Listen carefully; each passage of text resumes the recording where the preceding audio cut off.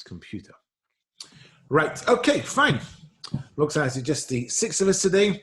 I've had one apology from Ian. He's not able to make it today. Something landed on his desk, which I had to deal with, and I'm assuming he wasn't talking about a moth or a butterfly that landed on his desk. Must be something slightly more important than that.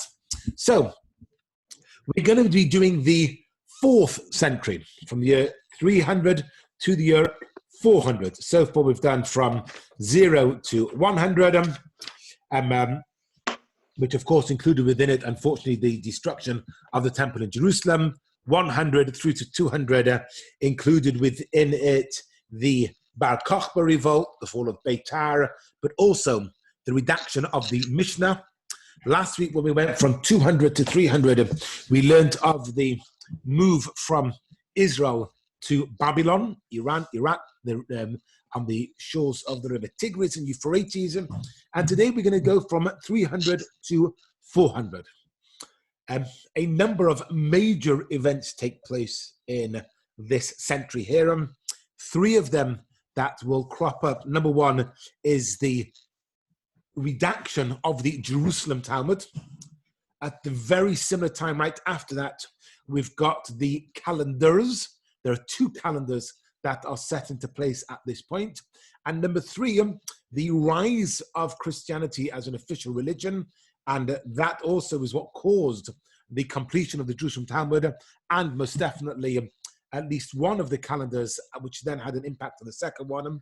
And it also gave permission for the Jews at one point to rebuild the temple in Jerusalem. But that hopefully is all to come. Let us go to the very beginning. We finished last week with the start of the yeshivas of Surah and Pumbedisa, and we learned of the 2 major rabbis at that time, Rav and Shmuel. Now, on Shabbos, we were learning the Gemara, the Daf Yomi, and it's Masechta Shabbos. We were up to page 65a, and then it goes over into 65b, and we learned about the father of Shmuel. This is the famous Shmuel we know of.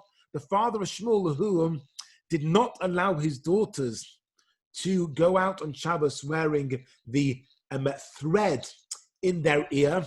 If you remember, we learned that young girls are allowed to, because they wouldn't take it out, but the father of Shmuel would not allow his daughters, i.e. Shmuel's sisters, to go out like that. And also, and the reason being because they were colorful, so they may take them out to show them.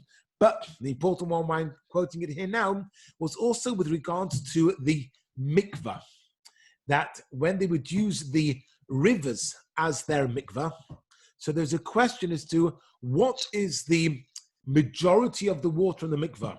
If the majority of the water in the mikvah is rainwater, then rainwater has got to be standing. How it's collected is a whole complicated, but it can't be flowing. Whereas spring water can be flowing. And there's a machlokes whether a river, even in the rainy season, so in the regular seasons, we say the majority of the water of the river comes from the underground source, the spring. Whereas in the rainy seasons, the majority of the water, they get swollen, will come from rain. So therefore, he would not allow, but Shmuel did allow it. And the father of Shmuel, the Gemara, if you go along to the next page, 65b, it tells us that the father of Shmuel sided with Rav. Rav and Shmuel argued. Shmuel's father agreed with his son's colleague who argued with his son. So the reason why I mention that is when we speak about the great personalities of the times of the Gemara, and we read about their arguments, their discussions, these weren't personal. They were very much for the legal, the halacha, the truth. You know, say both this and that are the word of the living God. And they didn't argue with each other because of personalities. He argued because this is what the Taka held was right. And I believe Rashi there says that Shmuel may have held like this, although in practice, he followed his colleague. He says the halak, but in practice, he followed it elsewhere. And when we're going through the redaction of the Talmud, we need to understand that all of these people had at the forefront of the mind was the absolute halacha. So now I mentioned the major events that take place, which is the redaction of the Jerusalem Talmud, more often known as the Palestinian Talmud, the calendars and the rise of Christianity. This all happens because of the change in the Roman Empire, which, as you will very well know, splits, and we have the East and Western Roman Empire. But the major change in Rome between the beginning of our century, between 306 and 324, you've got six Roman generals declare themselves to be emperor. By and large in Rome, you became an emperor in one of three ways. Either you were the most powerful general and you named yourself such, or you murdered the predecessor and you just became the general, or in very, very rare circumstances, your father or your uncle or another member of your family had been the previous emperor and then hands it over to you. And so we have, at this point, between 306 and 324, we've got six Roman emperors, Roman generals, all declaring themselves to be emperor. The only one beforehand who had been working for any amount of time was Diocletian, who managed to get a little bit of stability. But when he ends, Ralph, there's not going to be much in that book that we're using there. There is, it gives you a nice picture, but there's not much of the details that we're going to be going at. But it is worthwhile. It gives you a bit of a broader picture. The book that Ralph's picked up, which, by the way, is extremely phenomenal. I've got it here because it just gives it an overall, is Dora Durham. It is phenomenal. Jeffrey's got the same book. Well, it gives you an overview of it. It takes a hobby. It is very, very useful book. The other ones, of course, are those written by Rabbi Beryl Wine, the 3-volume series, or if you want the slightly easier one, which was done together with Rabbi Beryl Wine, is Sand and Stars by Yafa Gantz. They're phenomenal books. This one is the easiest one to read. It's interesting because it's done in collaboration with Rabbi Beryl Wine, but over the last couple of weeks, I found a number of inconsistencies between the two books when they're talking about the same thing. History is very, very difficult. It's all open to interpretation, especially the older history. But in 312, the victor during this time is Constantine. And in the year 312, Constantine, on his way, he was a bloody emperor. He murdered left, right, and center, and his families continued on in the same way. Good afternoon, David. Constantine's family continued in the same way, but in 312, Constantine declared that he was now going to be following the new Christian faith. Bearing in mind, it's now been around since roughly the year 30 to 40. Around in that decade is when the supposed possible crucifixion takes place.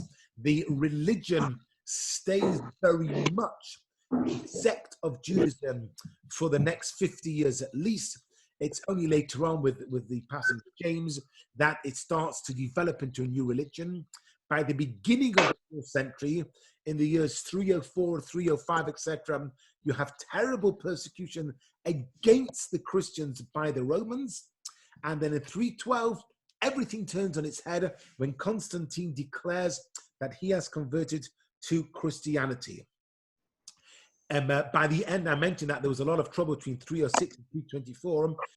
324, Constantine is now the declared, undisputed leader of the Roman Empire. But he moves the seat of the empire from Rome, which was in the west, over to Byzantium, Constantinople, which would later become Istanbul, and he makes Constantinople his capital, named after himself. I mean, he was a very interesting one. We're talking about naming after himself. So he names the city after himself.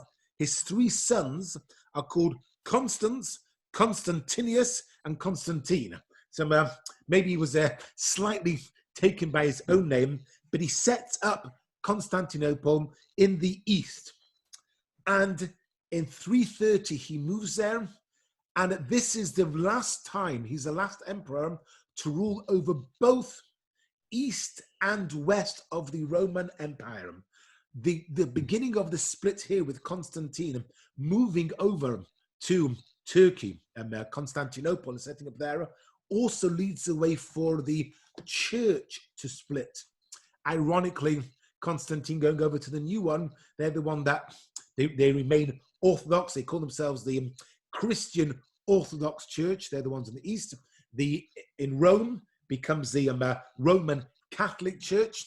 And from our perspective, the biggest problem, because we're all Europeans, even those of you who have Sephardi background, a lot of our history is very much of European history, so we'll follow a lot more of the Roman Catholic Church. It is not ironic. It's very what's the word I'm looking for? This was their modus operandi of the church. What language do they pray in the Roman Catholic Church? Latin. Plain Latin, and it's the Holy Tongue, Latin. Latin was the language of the Romans, who for 2 centuries, the first 2 centuries of Christianity, fed the Christians to the lions. That's what they did.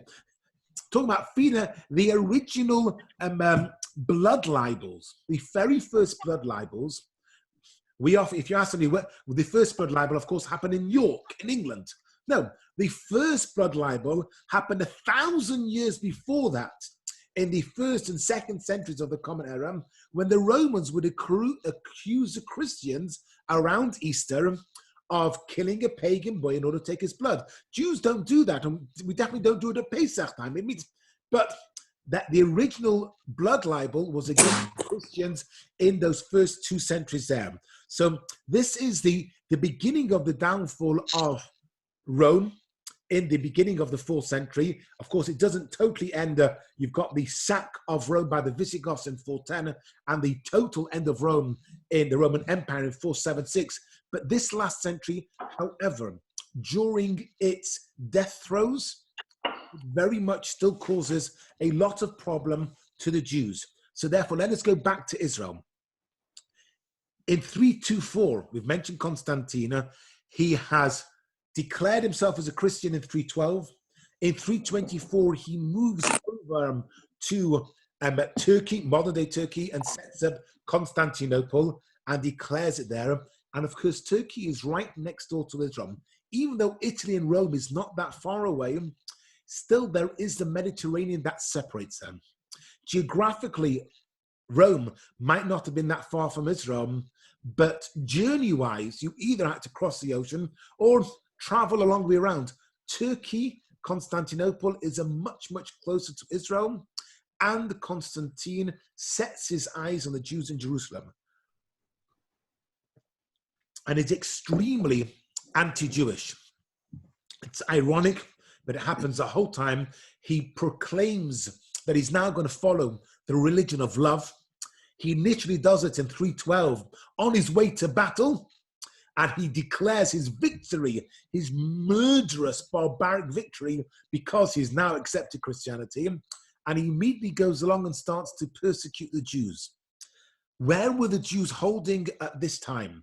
So you've got Rabbi Yehuda Nasiya, who, coming from the family of Hillel Hanossi, and Rabbi Yehuda Hanossi, Judah the Prince, who has redacted the Mishnah at the end of the 2nd century. And remember, man, these are all descendants of Hillel Hazaken, Hillel the Elder, who they were given permission by Vespasian at the time of the destruction of the temple not to be put to death. Rabbi Yochanan Mizaki gains permission for that.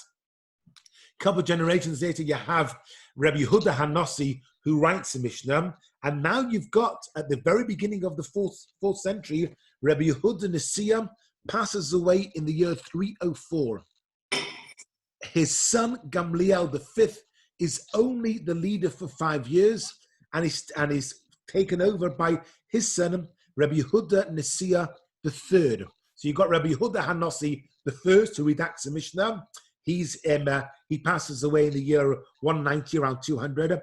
His son, well, it must have been a little bit later than that. No, sorry.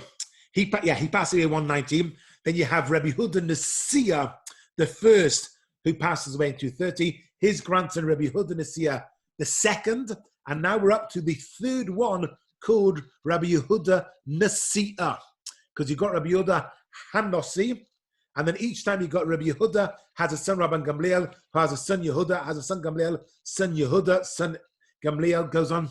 Now, this does not mean that the grandsons were born after the grandfather passed away.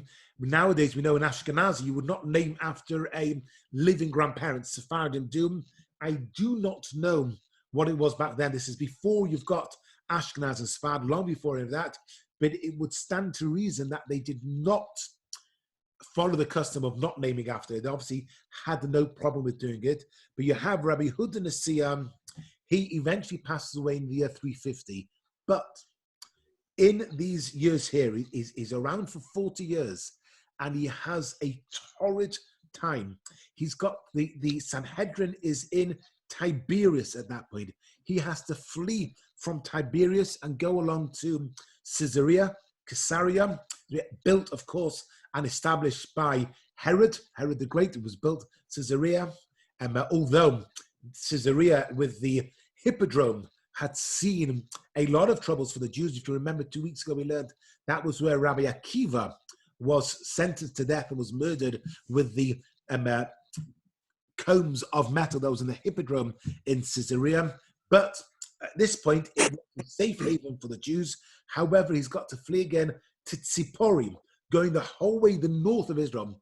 So bin Tiberias, then he goes across to the other border to Caesarea, to the west of Israel. Then he goes back up to the Galilee. He goes up to Tzipori, where he sets up the yeshiva. He's taken over by Rav, but by Rav Ami. However, it's during this time that Constantine decides that he has to really eradicate the Jews in Israel. And from the year 350, pretty much the authority of the Jews in Israel is over and done with. And that's why two events takes place. One of them is the closing of the Jerusalem Talmud. And I said it's often referred to as the Palestinian Talmud. Now the question is, and we asked the other week, it's much shorter than the Babylonian Talmud. And we asked the other week, Ian asked why he needed to have both of them. They were done under two very different circumstances. But the Jerusalem Talmud is much shorter than the Palestinian Talmud. And we often give the answer because there was clarity of thought there. But the other answer is, it was stopped. It didn't have the time to develop. It wasn't allowed to. The persecutions of the Jews at the beginning of the 4th century, culminating in the year 350, meant that they couldn't continue with it anymore. We only have the Jerusalem Talmud on 4 sections of the Mishnah. The Mishnah we know has got 6 sections set up by Rabbi Yehuda Hanossi. There's 6 sections of the Mishnah. We only have the Jerusalem Talmud on 4. Rambam Maimonides discusses it on 5 sections of the Mishnah. So it might be that it was written on all 6, and even by the time it came to Maimonides, one had gotten missing. We know in between the time of Maimonides and us, 1 section has gone totally missing. We only have 4 sections, and the Jerusalem Talmud is closed in the year, round about the year 350. But at the same time, you've got Hillel II. Hillel II sets up the calendar as we know it now. Little bit of background is important at this point. For the previous 15 centuries, let's see, we're now in the year 4100. We need to go back to the time of Moshe, 2400. So yeah, 15 centuries. So that's previous 1,500 years. The new moon has been established by witnesses. Witnesses were belong to the Sanhedrin, Machlokes, whether you had 3, whether you had 7. Witnesses had come to the based in the Sanhedrin every single month and had said, we have seen the birth of the moon. As they declared, you saw it last night. That means today is Rosh Chodesh. because of course the lunar month has got 29 half days. David, I've just muted you for a moment there. There's a lot of noise coming through. Is that right there? Has got 29 and a half days. And so you can't just declare it's the first. And so therefore, they every single month had a witness coming along. But these witnesses who came to the Sanhedrin were only confirming that which the Sanhedrin already knew. We know throughout that time that the Sanhedrin were astronomers and they knew exactly when the new moon, but the Torah tells us we have to declare it. So they waited each month for it to come along. And a bit earlier, we mentioned Shmuel, we mentioned him again today. So already 150 years earlier, the beginning of the 3rd century, we're now halfway through the 4th century, Mar Shmuel, Rav and Shmuel, so Shmuel had already written out the formula of how it would work. And not only that, more importantly, he'd written out the formula of when the leap year would have to fall into place. Little bit of maths. Don't worry, there's going to be no exam at the end of it. If a lunar month has got 29 and a half days, therefore the 12 lunar months are going to give you pretty much on average 354 days in your whole cycle. There is no such thing as a year within the Jewish calendar. There are months. You can have 12 months which make a year. In the Gregorian calendar or the Julian calendar, which we're going to learn a lot more about today, there's no such thing as a month. There's a year. And it depends, although, as we will see when Julius Caesar comes along, his years ranged at one point. There were 445 days in one of his years. I mean, he had 2 months here, he had another 30 days there, and 6-7 days here. He had a lot of fun, did Julius Caesar, which is why at this point there's also got to be a new Roman calendar or a forming of the Roman calendar. Because there's only going to be 354 days in 12 lunar months, 12 solar months, well, there isn't a solar month, but one entire cycle of the solar calendar is 365 days. That means we are losing 11 days every single year. 3 years, you've moved an entire month. So Pesach, instead of being on the 14th of Nisan, going to 15th, spring, is going to be a month earlier. 3 years later, you're now going to be, instead of being an Adar, Tevish, within 9 years, you're having Pesach in the middle of winter. It's how the Muslim calendar works. It's why their Ramadan moves every single year, and this year is 11 days earlier than it was last year, which they like at the moment because obviously it means that it's going closer, it's moving away from the height of the summer, so they don't have to fast as long. In order to do that, you have to add in a leap year. A leap year in the Jewish calendar is not an extra day like it is in the Gregorian calendar. February goes from 28 to 29 days, but it's in a whole month. A leap year in Hebrew is called a Shnas HaIbor. Ibor literally means it's pregnant, because they would add in a whole month, the month of Adar, because if you see that Pesach is not going to be ready yet. There were a number of things to take into account. Either has the spring equinox actually happened yet? And B, it went so far as to say, what are the state of the roads going in and out of Jerusalem? Because the important thing is the Jews going to Jerusalem for Pesach and coming home again. And if there were too many potholes on the road, it would make it more difficult for the Jews going Oile Regel. And therefore, one of the considerations that would happen was, do we need an extra month to fix the potholes of the road? The entire cycle of the Jews, of keeping the Yom Tov, one of the considerations, that there were many, you couldn't just say that, but one of the considerations are the potholes in the roads of Israel and into Jerusalem. I said to Nachid there, I said, look, there's no traffic on the roads. now would be a perfect time for the local council to fill up all of the potholes. She goes, yeah, but unfortunately, all of the people with brains are not running the local council. But that was one of the considerations done then. So they would add in an extra month to the year. A Jewish leap year can have up to 385 days. You can be adding on it can be from 354 up until 385 days. A solar year has got 365 days. So therefore, they put together a 19-year cycle. And in 19 years, you would add in 7 leap months. That would be in the 3rd year, the 6th, the 8th, 11, 14, 17, and 19. Adding in those 7 extra months means that you pretty much are going to be in balance with it. In fact, at the moment, every 261 years, we lose 1 day. Which is why if you've got your Siddur, what does it say in the Siddur by Mariv in Borich Aleinu?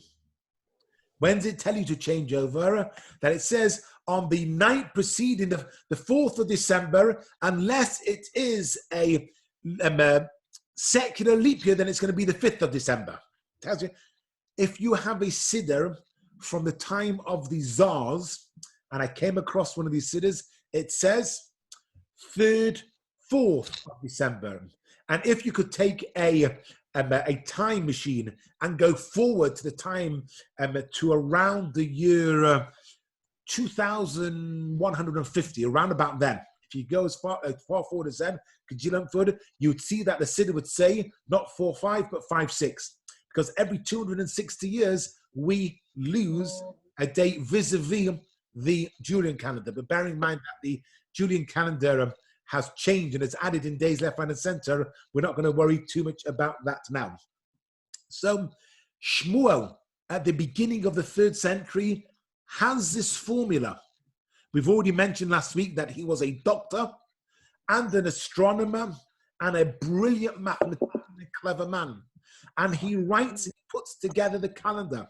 And I said last week that once he did this, Shaul Chamitam, the Jews in Babylon, said to the Jews in Israel, okay, do we still need to keep 2 days Yom Tov? And he told them yes, because there might be a time of persecution. Bearing in mind, the Hadrianic persecutions were in very recent living memory for them. And you might forget it. But the bigger issue was that Jerusalem, or not Jerusalem, but Tiberias and Tzipori and Caesarea, Israel was still the authority on Jewish law. By the time we get to 350, Jewish law in Israel, Judaism in Israel, the Jewish community in Israel is struggling to look after itself. Never mind telling the Jews in Babylon what to do. So Hillel, in the year 350, sets up the Jewish calendar. In the subsequent 1700 years, it has never been out of sync. It has always worked perfectly. Some of the rules, for example, Loi Adu Rosh, that Rosh Hashanah, the first day of Rosh Hashanah, can never be on a Sunday, Wednesday, or a Friday. Can never be like that. Yom Kippur can never be on a Friday or a Sunday. Hoshana Rabbah can never fall out on a Shabbos. In 1700 years, none of those rules have ever been broken. It's never said, whoops, what are we supposed to do? We figured out it's going to be this. He set a 19-year calendar in place, which has remained perfect throughout that time. Pesach has always been in the spring. Rosh Hashanah has always been at the beginning of autumn. The school year, Rosh Hashanah, have always worked in together. Nothing has ever changed, and it was a system that's worked phenomenally well.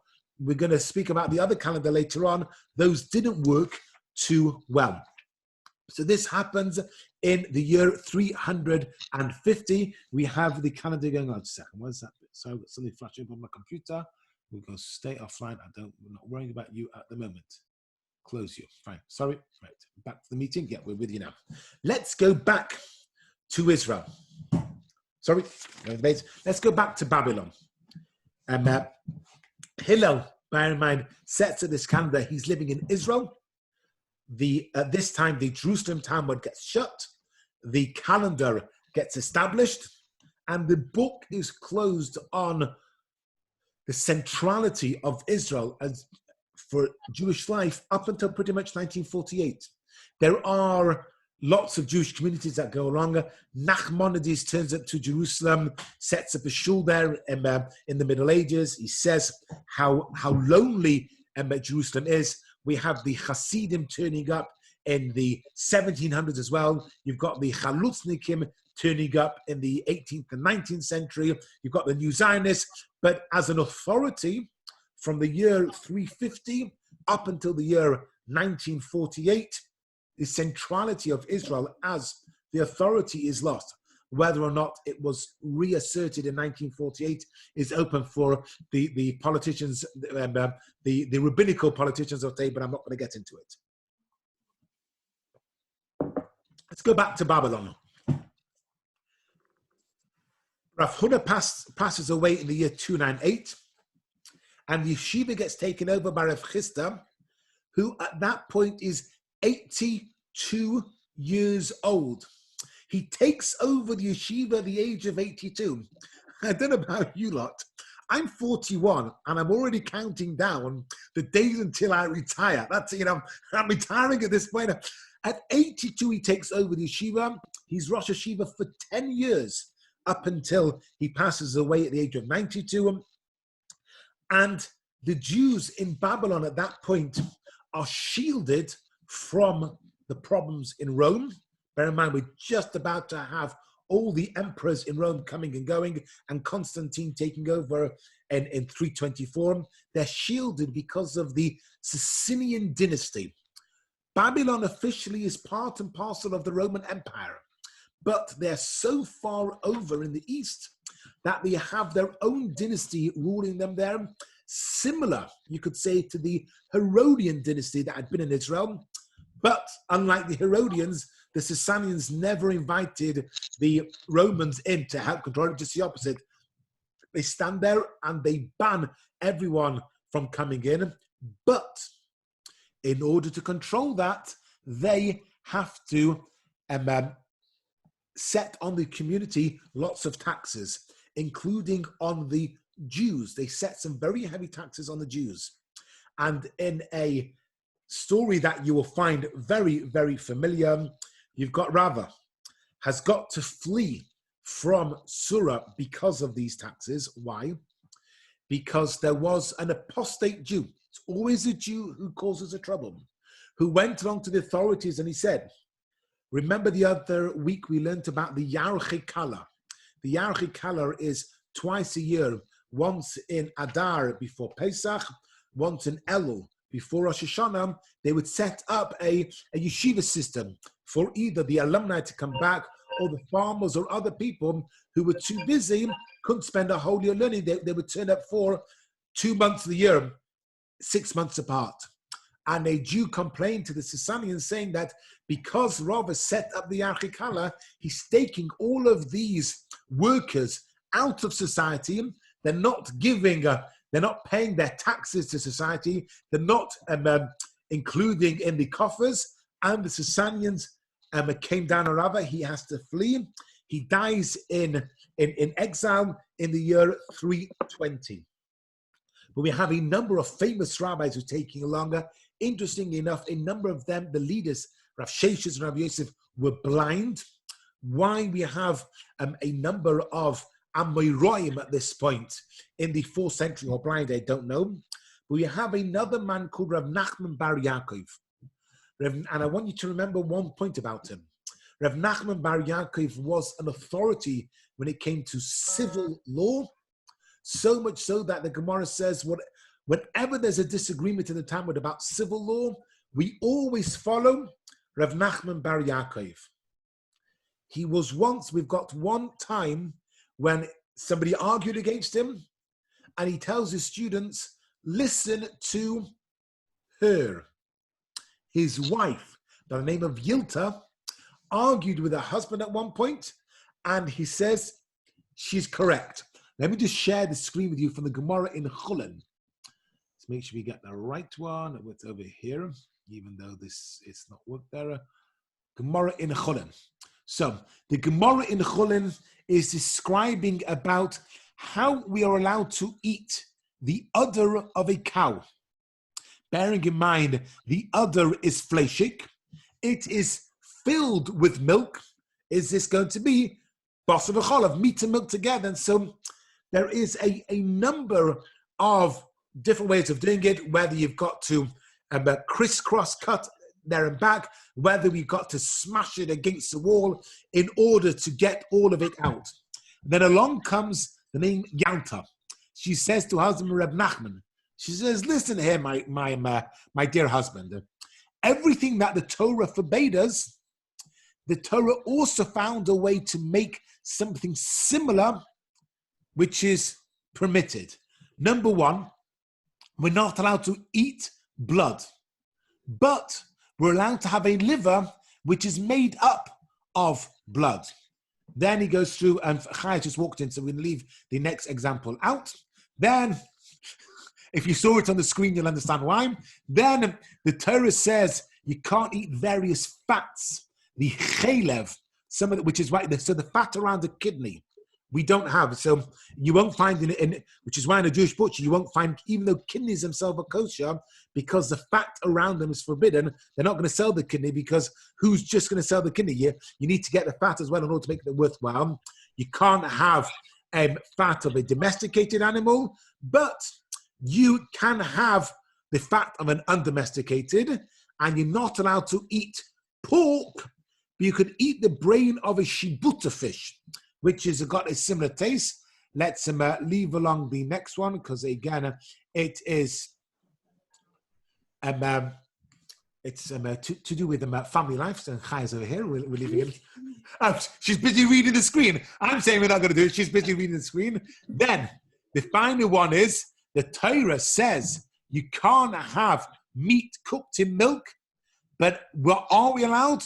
We're allowed to have a dish that tastes like meat cooked in milk, which is the udder of a cow. If you cook the udder, that's it. It's going to... And Reb Nachman says, you know what? Do exactly how she says. Take it, roast the udders on a spit for her without doing anything else. He said, well, wait a second. Didn't we learn elsewise in the Mishnah? Reb Nachman says, Azeh gezot the Rebbetzin. The Rebbetzin says this is what's allowed. We're allowed to do it. So there's not many women who are mentioned by name in the Gemara. There's even less women who are mentioned by name in the Gemara because of their halachic prowess. One of them is Yalta, or Yilta, depending on your pronunciation, the husband of Reb Nachman bar Yaakov, who is living in the middle of the 4th century. Now, once we are here in the year 320, I mentioned that there were 2 Talmuds, 2 calendars. The other calendar is set up in the year 325, before Hillel sets up his in 350. In 325, anybody knows what happens in the year 325? There's a famous event.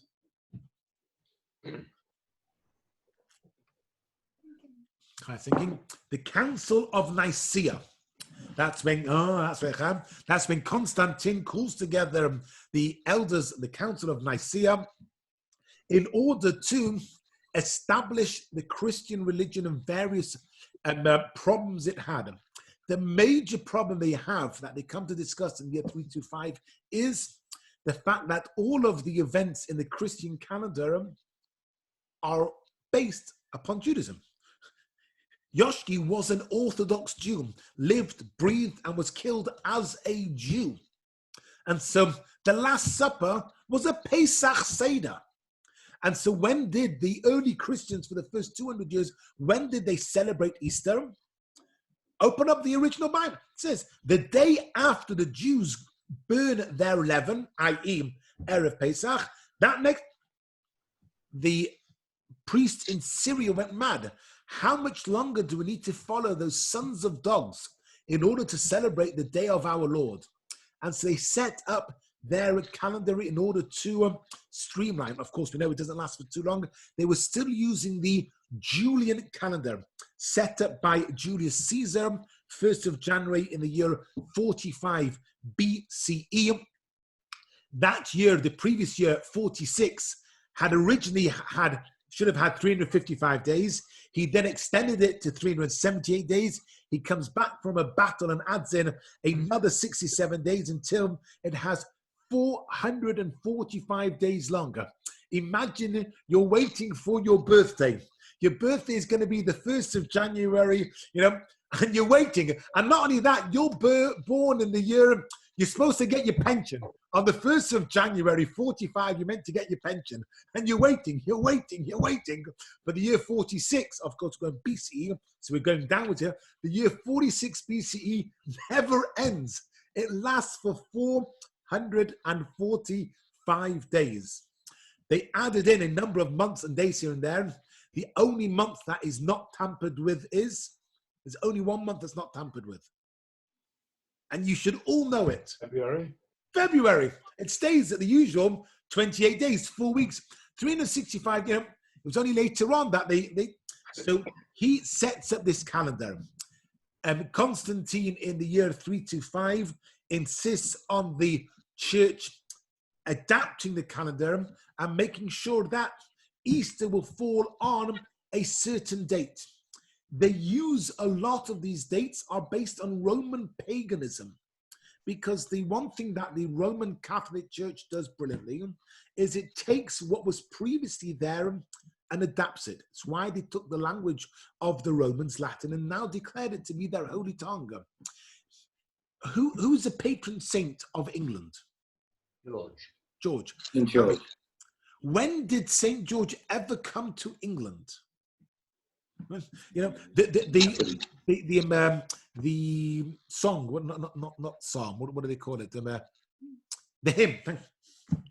The hymn. And did those of Jerusalem? And did those feet in ancient time walk on England's? No, they didn't. What does Christianity does? It takes from of the pagans the patron saint of Ireland. Patrick was part of the Christian canon, was he? Nachtigentag. It's part of the Celtic pagan religion, but they adapt it. They have to adapt it in order to be able to convince everybody to follow along. So they took everything that was pagan and just adapted it. The one that they went away from was that of Judaism. And so in the year 325, Constantine sets up the Council of Nicaea and establishes this to be the calendar in the Roman Empire. According to many, that is probably the other reason why Hillel in 350 has got to set up the Jewish calendar. If not, then the Jewish calendar would have constantly been month by month and would have been subsumed by the calendar used by the ruling Roman Empire. And the one thing that we've always done, Judaism has always marched to the beat of its own drum. I remember when I was in high school, so I was the only one that had been to the Jewish day school, but we had a regular secular curriculum, then went to the high school, Cassateri Rule, and everyone else had been to their primary school.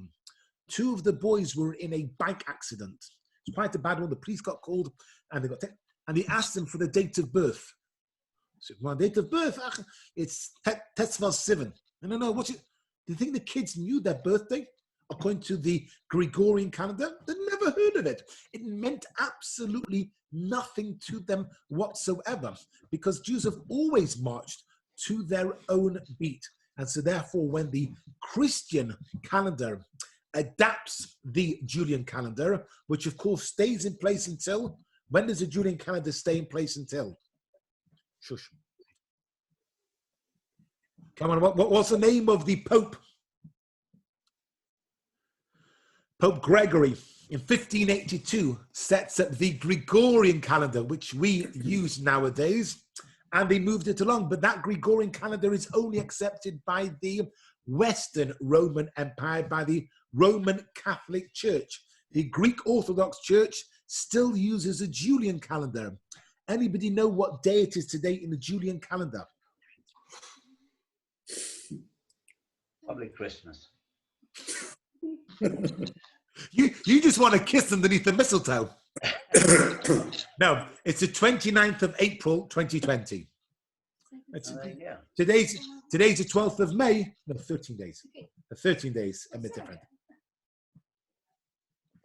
My great aunt always believed that her birthday was on the 25th of December.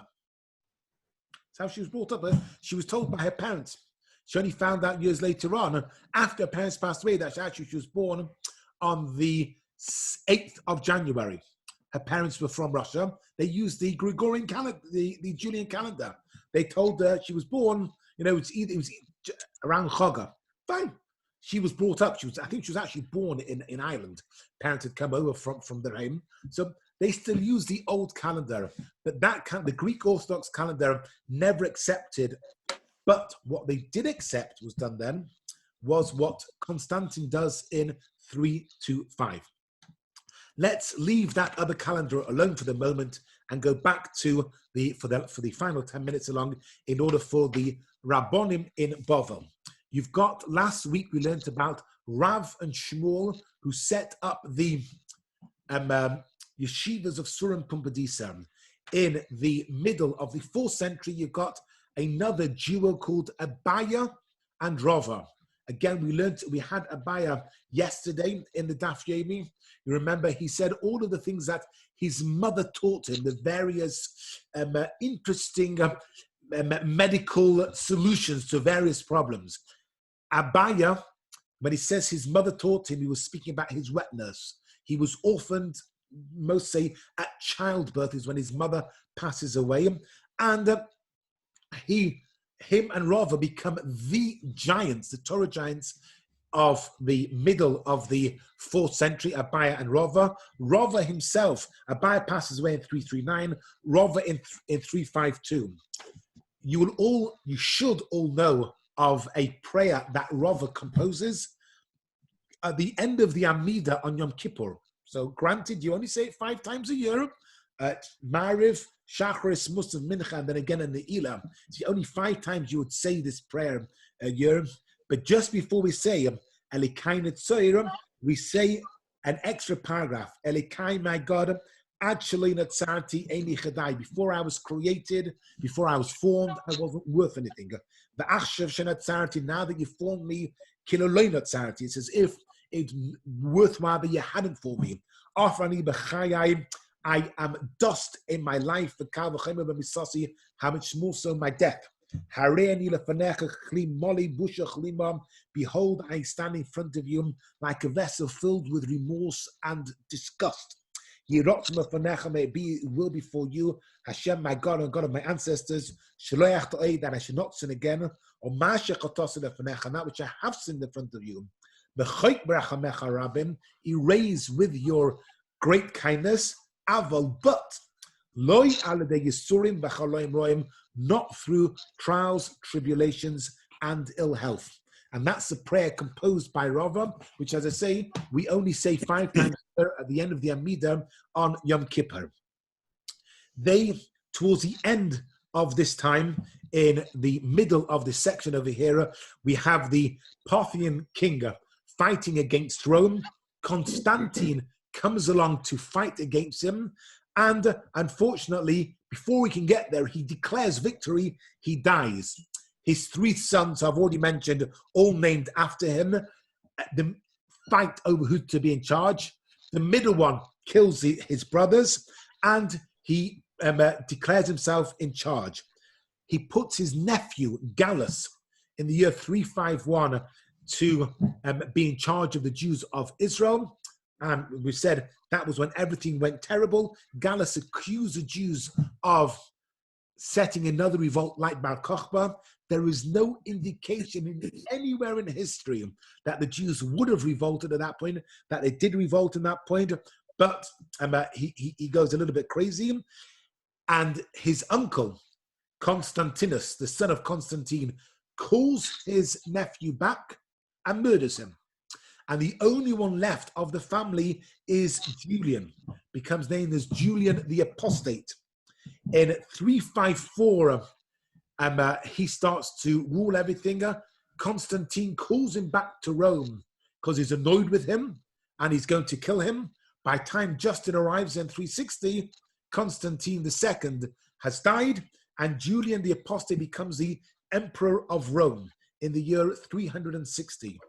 And he gives permission for the Jews to rebuild the temple in Jerusalem.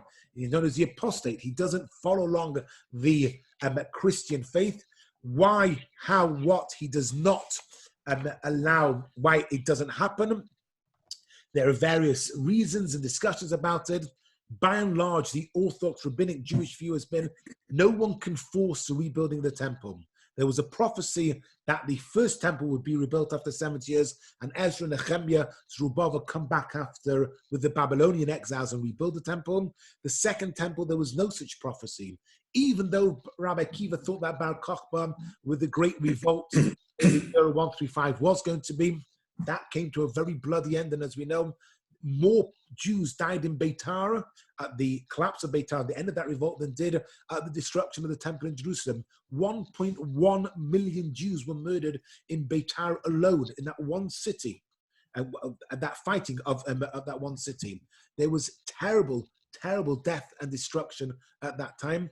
Now again, in the year 360, they were given permission to rebuild the temple. It never happens. One can only imagine what would have been like, bearing in mind, what do they build instead on the Temple Mount? Church. Who said church? Me. David Scorer. David Scorer is correct. I'm sorry, David Kennedy. Of course, there was it. Yeah. The mosque that is there now. It was a church. That's right. All they did was they repurposed it. It was built. The one building that was built on the site of the destruction of the temple was a church, which was then, years, centuries later, it's moved on. We'll get there in about 4 weeks or so. We'll get there, how it gets repurposed into it. But at the moment, it is them. Now, we were not allowed to rebuild it, and I've told you the story a number of times of how the Israeli soldiers in 1967 had the option to do so, but didn't do it. Let's finish off with the end of Rome. As I said, we have, after Julian the Apostate, you've got Theodosius. He passes away in the year 395. Rome is pretty much come to the end. The Visigoths sack Rome in 410. You've got the barbarians of Europe, European barbarians who already since the time of Julius Caesar, they've been fighting against a number. Marcus Aurelius fights against him as well. Everybody has trouble with the hordes. Hadrian's Wall, which he builds in Britannia in order to stop the Celts from coming down from Scotland and coming over from Ireland. The Europeans that are from Gaul and Germany onwards over to England cause the Romans no end of trouble until finally it officially ends. The Roman Empire, at least in the West, ends in 476. But we are staying in Babylon with Rav Ashi, who takes over the yeshiva in the year 371. He passes away in 427, which means that's next week's year. And Rav Ashi is also the one who redacts the Babylonian Talmud. About 60 to 70 years after the Jerusalem Talmud is complete in the year 350, we have the Babylonian Talmud. But as I said, that is for next week. Same price, same place, same time, different century. Thank you very much. You're very welcome. You're very welcome. Thanks for joining me. I've got to say, it's probably one of my most enjoyable, Jonathan's one of my most enjoyable shows. No, that's not true. All the shows are enjoyable, but this one, I don't know, the history of it, I love it. Nice cinema. Rabbi, I thought Hadrian's Wall was built to keep the English out because they wanted to exercise in Scotland. No, that was before the devolution. Remember, just please, the first time that they're going to allow, if there's any talk whatsoever of schools being allowed to be open, is not before the 1st of July. And even then, there's going to be social distancing. And even then, just because the government says you're allowed to do so doesn't mean we will. Relaxation of social distancing only means that the NHS has not been overwhelmed and there's now room in the ICU for a few more crackpots. So please, stay safe, stay home. Do you think we'll be in before Rosh Hashanah? I don't think Rosh Hashanah will be the same this year as it was last year, no. No, I'm sure. I'm sure not. We'll be in, but Jeffrey is going to have the job of a lifetime giving out 74 pasichas to the 23 men that are allowed in shul. They're going to be busy. Yeah, they're going to be very. And on the other hand, how on earth the choir are not going to be able to practice? You probably won't be. You won't be allowed to have the choir because you won't all be allowed to stand together on the bimah in close proximity. And most of you are over 70. Question is whether Michael will be allowed to be in. He's 72. So it depends. Baruch Hashem is healthy, but this morning they said that they're going to relax the 70-year-old exclusion if they're healthy and well. What about duchening? Are they too close? It's self-isolating. You can wear a mask. But in the duchening, you can stand on either side of the bimah. They're at least 2 meters apart. Yeah. You know, it's fine, no problem. They stay over their own talus. They'll be all right. Okay. Akbar,